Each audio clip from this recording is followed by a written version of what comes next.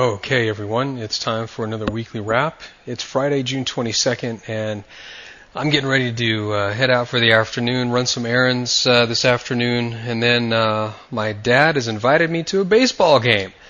So it'd be nice to get out and just have some father-son time there. But let's go ahead and take a look at the pound. Over the last week or so, the market has been in a nice momentum move up.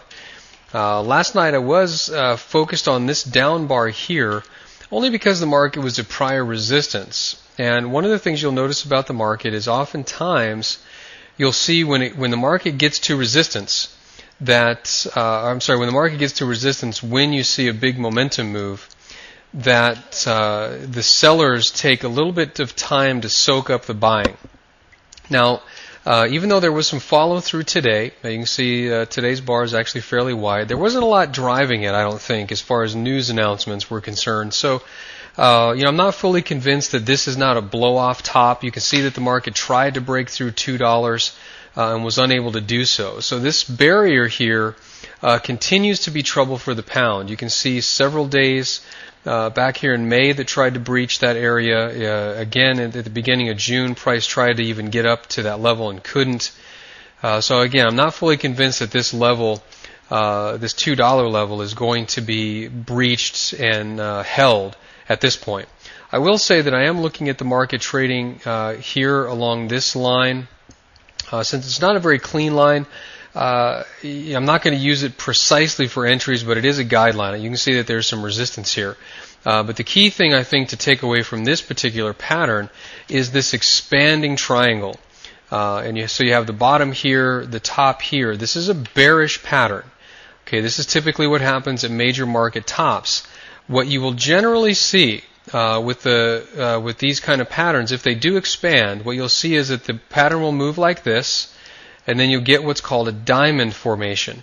So this is where the market might trade, down here, then back down like this, then here, consistently making lower highs on this end now. When you see that, this is also a bearish formation. In fact, if you look at the U.S. dollar, before the U.S. dollar had its big decline, you'll see that there was quite this same formation. In fact, here's the dollar pattern.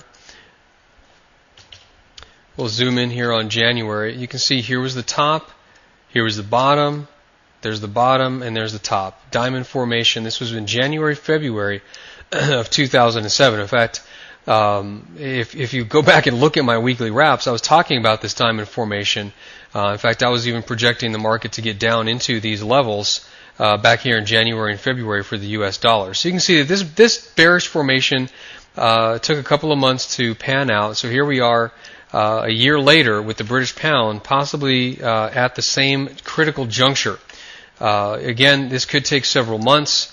We see here that May, part of June, is forming the first part of this potential diamond, so we may not see the completion of the diamond into July or August. That's one thing to keep in the back of your mind. But let's take a look at the weekly bar. Let me clean some of these lines off here.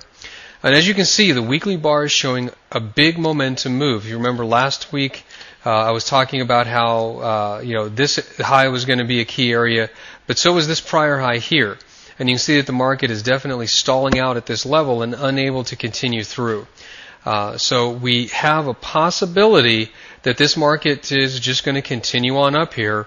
But we also have the possibility that this thing could get knocked sideways right here, and we'll see just the market sort of trail off like this, then with the possible move down. Anything can happen. We just have to watch out for it. Coming into next week, though, the momentum is to the upside. Don't forget that. So we should be looking for signs of continuation to the upside. We shouldn't just get so narrowly focused on taking a short position that we miss out on that. So $99.75 to $2 is going to be the resistance area that I'm focusing in on for the daily bars next week. So what I'm anticipating, if that shows up, is probably a flag pattern moving into something like this, taking prices down back into this resistance area straight across. In other words, the market moving down something like this before it makes its move, or possibly even pennant pattern with the market moving up like this, the buyers and sellers battling it out, coming back into this area here, again coinciding with this area right here, where the market just trades into this pinch and then gives the breakout. At least that's the rumor at this point. Remember though, this stuff can happen very, very quickly. You can see this reversal took a couple of days before it finally broke through. So there wasn't a lot of time to just sit around and think about things. You had to get in and act very quickly. But know this, if the market does break, you're probably looking at the market the pound coming right back into this 96.70 area.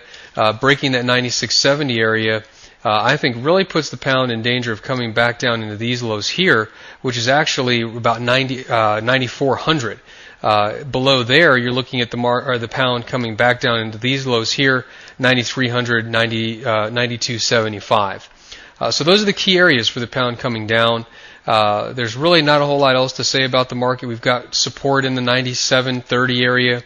We've got resistance up here at 2100 or so, or more specifically 2.0100 for the momentum breakout to the upside. And of course, above there, I'm still seeing the market going to 2.0. Boy, that's really messy. Let me get my other pen out here.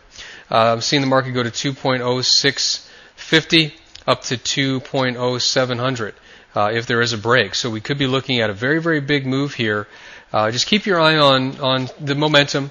Make sure that you're trading with the trend. This type of thing, generally speaking, will continue, but watch for these signs.